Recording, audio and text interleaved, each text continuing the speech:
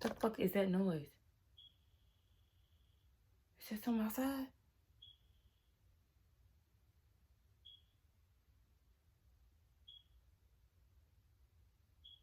What's up, y'all? It's your girl Sakina, and I'm back with another review. This is my review for Married to Medicine. This is season 8, episode 2. So let's go ahead and get the review started, okay? Because look, I'm kind of out of it at this point. I'm hungry.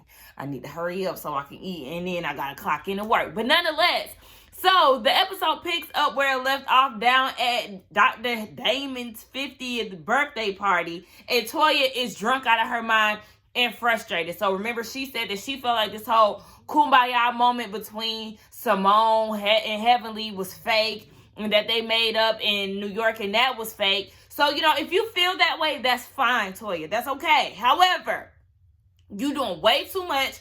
And then she got up and took it over to the husbands. Got mad at Dr. Damon, said something to Curtis about their wives and the whole makeup situation. And I felt like they let her talk a little too long. Like, Eugene, this is when you take your wife by the hand and you escort her out. Because the moment that she went over there with that bullshit, you should have got up. You let her talk a little way too long. She sat in your lap. She had the opportunity to switch from a shield to a mask. Like, that was too much time. Baby, you gotta go. Get your drunk ass out of here. So then he walks away with her, and she was like, yeah, I'm tired. And he was like, well, you should have ate before you left. She said, I did eat. I ate the crabs in the bucket. You know, all these subliminals and all of this. So it's just like, girl, you was doing way too much. You can't turn up at somebody's event like this, especially when, yeah, it's C19 going on and people want to enjoy their time. They just fucking up his party, and I don't like that. So they go into this whole talk about Simone and Jackie. And Simone feels some type of way about Jackie because Jackie is putting her relationship with Simone and Heavenly on equal playing fields. And Simone feels like, well, our relationship, we have been through some things. And they did all these flashbacks of, you know, the times where Jackie and Simone had really been there for each other. And she feels like, how could you put us on the same level when we've been through all kind of things together? Like, we've put time in this. And I feel like, you know, I'm up here and Heavenly need to be down here. And I think that that's just crazy. First of all, that's not what Jackie said. Jackie said she's not going to pretend as if Heavenly is not her friend either. So basically, she's just saying that she values both of y'all's relationships. She's not saying who's at the top and who's at the bottom. This is not MySpace top 8 type of shit. Like, bruh, let it be. Simone is just way too in her feelings. So then Jackie expresses how she feels like Simone didn't have her back with the whole Buffy thing, and how Jackie said that Buffy was infertile, and then she apologized at the reunion, and Simone said that she didn't feel like it was genuine. So they both in their feelings, and I just feel like y'all both need to let this shit go. But more so with Simone, because it's like, it seems like Jackie is more willing to let this thing go, but Simone is just mad at the fact that Jackie is friends with Heavenly, who has something to say about Cecil. Girl, and then she keeps trying to act like it's not that when it is that.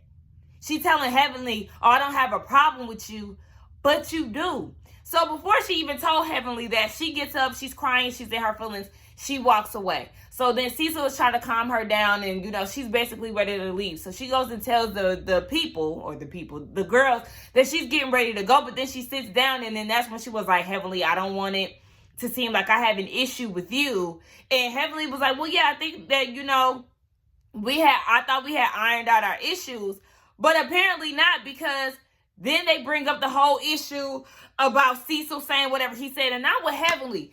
Your husband said something to me, and he couldn't handle what I said back.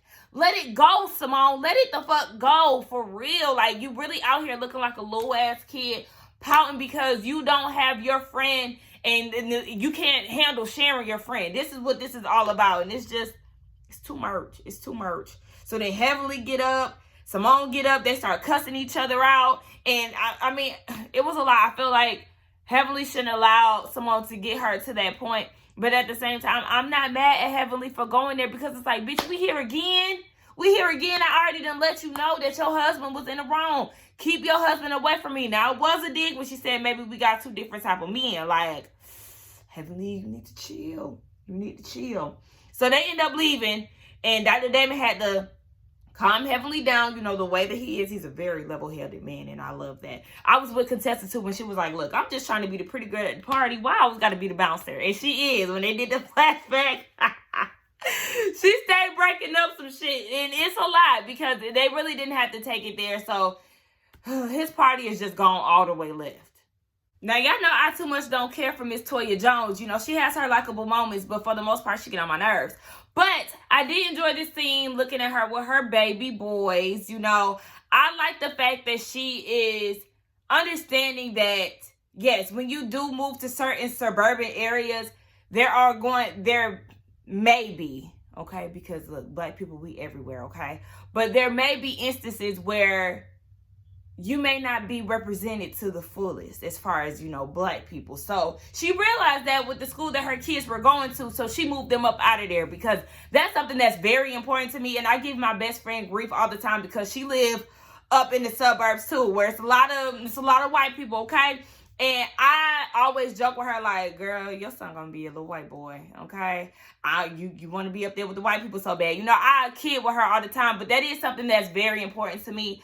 I would never put my kids in a situation where they are a minority, or where you can count on your hand how many of them are around, how many Black people are around. Like, I don't like that. I don't play that type of stuff. Like I said, I always want to be around my people, and I'm going to want the same for my kids, okay? I don't want you to be a minority.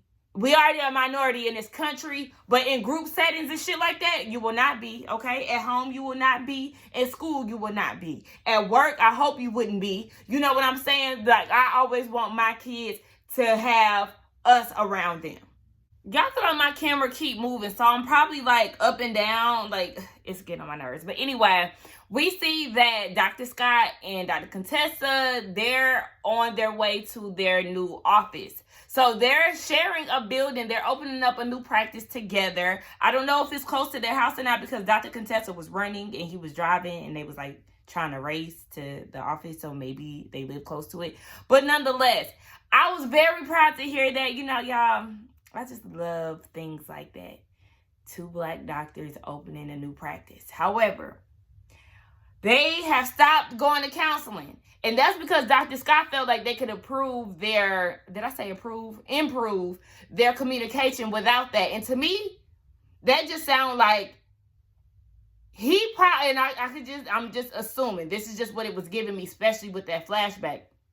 It was giving me a gang up. 2 women ganging up on him, and him not really wanting to accept the truth or hearing his flaws. You know what I'm saying? So I felt like that's probably the reason why he stopped doing counseling, because he felt like, okay, well, I could do this myself. And that's the problem with Black people. They never want to hear the truth, or they never want to do counseling because I don't want to talk to somebody. Ain't nothing wrong with us. No. Okay? Because, see, you thought you could do it on your own, and y'all still going through the same issues. So, no, y'all need to really go back into counseling and work on the communication. I think it is very weird that they are doing this new practice together when they still have issues. I feel like that's going to stress them out even more. They have problems at home, they're going to have problems at work, and they have apparently worked together before, but they were alternating days. So Contessa was like, okay, do you want to do that? And he was like, no, we need to start this thing out being here. But I don't know, y'all. I can't say that I'm just necessarily hopeful with it, because they still got some issues. So fingers crossed they gonna get it together, because I'm rooting for them. I love them together. We get a pleasant surprise, okay? The Funky Dineva has made his appearance, okay, on this show. As we already know, a lot of us know that him and Dr. Heavenly, they are really close. Hell, they one and the same. They both from Miami. They both got smart mouths. They quick-witted, and they are hilarious as fuck to me, okay? I really love both of them. And he's like one of my favorite YouTubers. I got a lot of favorites, but he's definitely up there. Nonetheless, yes, she is fixing his teeth. And like she said, you can't talk shit about people when you got a missing tooth, honey. You got to do what you got to do. And when I tell y'all, I really want to get my teeth together. Like, I don't want veneers, but fun fact about me real quick, I chipped my tooth when I was younger. I actually chipped my tooth twice when I was young. And it's this one. So now it's starting to like discolor and shit. Like, and it's very embarrassing to me. Like, I don't even know why I pointed that out to y'all. But yeah, that's just one of my flaws that I really want to get fixed. And it's like $3,000 to fix this one tooth. And I'm just like, oh my gosh, I need to. And then I also, I'm missing the tooth as well. But guess what, bitches? Y'all wouldn't know had I not pointed that shit out. But the thing is, the reason why I'm missing a tooth is because I never had a baby tooth under there. So because of that, you know, once my baby tooth fell out, that was it. The baby is gone, okay? But yeah, they said they was going to give me a bridge and all of that. Baby, dental work is so expensive. I'm just like, oh, you know how many trips I could have took with that money? Like, I miss the good old days when my parents used to pay for my shit, okay? And this is all with, like, insurance included. Like, it's too much. We get introduced to the new girl, Anila. I don't know why they still have the sub caption as Toya's friend. Like, we get that's how she got introduced to the show. But she's in the intro. So, at this point, she just should be Anila. But nonetheless, we see that she is an Indian woman. She is married to an eye doctor. I think that's what he is. And she said that she used to be in the corporate world. Struggling with that. But anyway, she used to work in corporate. But then she got married and had kids, so she stopped that. She's a blogger now. But the thing with her blogging, she said the thing that sets her aside is that she's Indian and she has a thing for fashion. But I don't know who told sis, but I'm going to go ahead and tell her, sis, you can't dress. All them outfits that I seen of you, I was not impressed. I didn't even like what you had on at Dr. Damon's birthday party. Like, no. I don't know who told her that, but sis, you can't dress. Anyway, yeah, they was just more so talking about how Toya and them looked up because they got their house done in the nick of time before C19 and they're still working on their house. So it's basically had been put on pause. So, you know, all of that stuff. But yeah, we got introduced to her. She kind of reminds me of Sophia. Can't remember her last name. The woman from Modern Family. But I guess we'll get to see more of her as the season goes on. So I really don't know how I feel about her just yet. Even though I didn't like her down at Dr. Damon's party. It's Cecil and Simone back in the day for me. Come on, Morehouse and Spelman. It was so cute when they showed them throwback pictures of them. I love seeing stuff like that. But you know how parents always be trying to lecture you about life lessons and, oh, you getting to college, don't worry about them girls. And Michael had to, but you was worried about daddy. I'm glad that he said that because parents love to forget that they were young. My dad don't, but my mom do a lot. Like, I be like, hold on now, wait a minute. I know you're not trying to press me when you was getting down and dirty at 17, okay? You got pregnant with me at 17. Hold on now. Let's not forget. I beat the odds, okay? I'm 28 and I ain't got no kids, okay? Parents love trying to give you a lecture about some shit like, no, you can't talk to me when you was out here being fast, okay? Now, Simone's kids, that Miles, he give me, I don't want to do shit. Lazy tease. We know he a college dropout, and I ain't judging him, because so am I. But then you get Michael, you know, he's the athlete, going to school on a scholarship, doing the damn thing. And he gives me tease. It seems like Michael is the more outgoing one, so he's going to be in school for a while. I can see him actually graduating. But that Miles, it was something about that haircut that was giving me, yeah, I ain't cut out for this then. I don't want to work vibes. Like, he giving me, what was Nene's son, Bryson, the oldest one? He don't want to do nothing. But shit, the youngest one ain't want to do shit either. Nonetheless, Simone did not invite Jackie, and I ain't like that. Toya wanted her to invite her, but she didn't. And she said that she didn't invite her because in her day-to-day, she's not thinking about Jackie. You lying. Y'all just being stubborn, and I don't like it because I'm sure with her having a close relationship with you, she had somewhat of a close relationship with your son. She watched the boy grow up, but, child, Jackie and Curtis and this damn chicken in the air fryer. Cut it out. Anyway, Jackie is hurt because Simone did not invite her to the graduation party for Michael. And on top of that, I didn't know this, but Jackie delivered Michael. And then they did a flashback of her watching the kids. And it's like, obviously, Simone, you are being petty. And Jackie said that, you know, you would think that they would put their differences aside for the kids. But she didn't. And she was like, I feel like it's not just the fact that I said that Heavenly, I value her friendship just as much as Simone's. She thinks that it's more, but I'm trying to figure out what more is it, because it literally just seemed like y'all's friendship kind of just like went left because of that. So I don't know. We see Simone on her way down to Dr. Heavenly's house. Why was her dog outside by himself? He was just chilling out in the front. He met her at the door. It's not like Heavenly opened the door and he came outside. He was already outside. Like, the fuck? But that's just random as hell to me. But Simone said that she wants to talk to Dr. Heavenly first because she feels like they can get over their issues faster. Whereas with Jackie, she says she's not fully convinced. So that's the reason why she wants to see what's going on with Heavenly first. They get all their shady moments out of the way and get down to the real reason why they're there. So Heavenly said she felt some type of way about Simone because when Mariah said that she needed to bring out the receipts, and that was in 2017, like, damn, that seemed way more recent than what it was. But anyway, when Mariah said that she had receipts on Dr. Damon cheating on Heavenly, she felt like Dr. Simone kind of sided with her and kind of took joy in that.